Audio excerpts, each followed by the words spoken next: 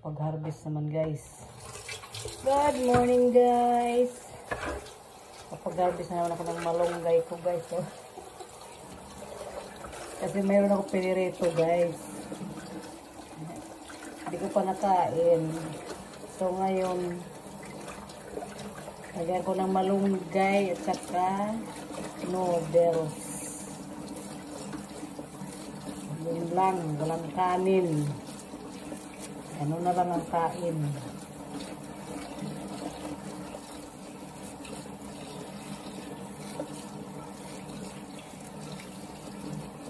Diskarte ba? Diskarte. Sabi ko, mindset ba?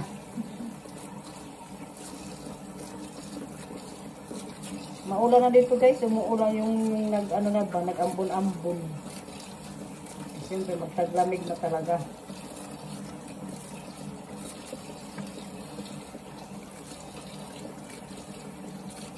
Nabasa ko sa post ng Facebook.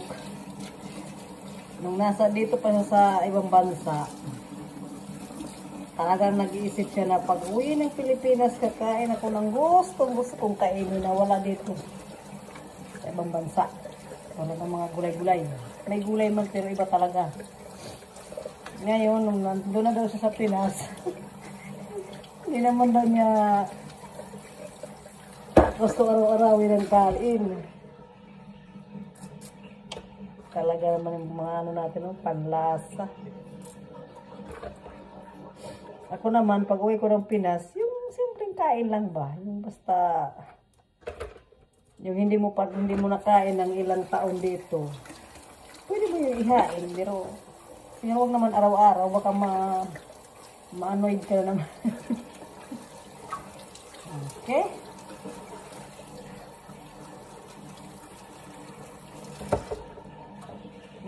Liguan natin guys ng konting asin kasi nasa labas kasi yan. Kaya kailangan natin ng asin. Bawasan ng bakterya. Kasi meron akong pirito. Yung dala ko dun sa kabilang bahay. Tatlo yun.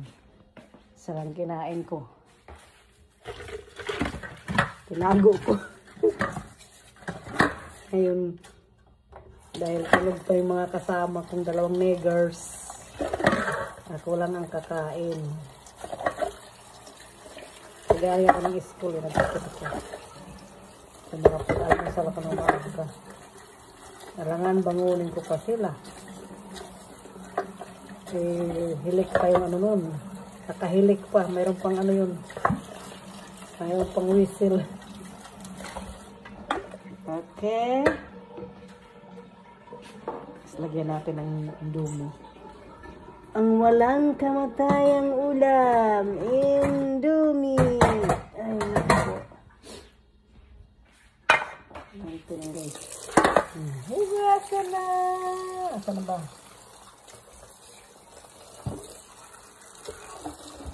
Kasi malunggay, ilang ano din ako, isang linggo niya tayo ako hindi nag-harvest sa aking tanim. Nakikikain na lang, nakiki-harvest na lang, walang pagod. Hindi naman kasi ako pwede labas-labas doon, magdilig. Makasabihin ng tatay ko, bakit tumalabas ka?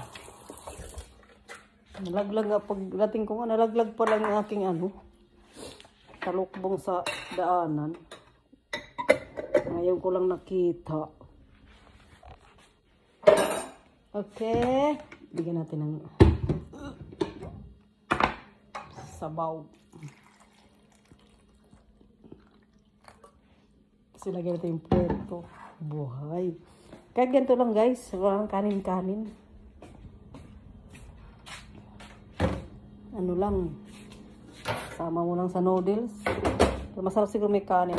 Magsayang ako ng kulit. Buhay. Si Linda. Dito yung preto ko guys. Buti hindi nasilip ni Tanda kagabi. Kasi matanda. Pag nakakita ng nilalagay ko dito sa rep, alam mo yung pagkain ng Pinas. Pagkain namin. Abo. Nandidiri. Ano ba yan? Ganito, ganito. Sabi ko, kamandiri kami, hindi mandiri sa pagkain. Yan yung sabi ko, yan ang pagkain ng mahirap. With matching Indomie. Hindi naman to araw-araw guys na Indomie. Pag mayroon lang, yun lang. Pag wala, tiis muna ng asin. Kaya ulam naman guys, kaya lang yung gahanap ka talaga ng ano ba, yung appetite ng ano niyo.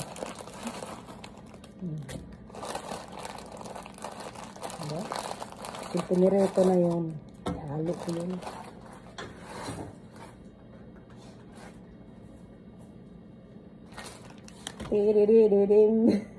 Umulan-ulan dito, kunti.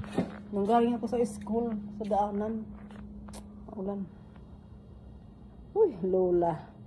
Lola na talaga. Okay guys, habang inaantay natin ang aking luto, tayo nagchika-chika. Ang dami kong ligpitin, mga iniwan ng mga estudyante blows.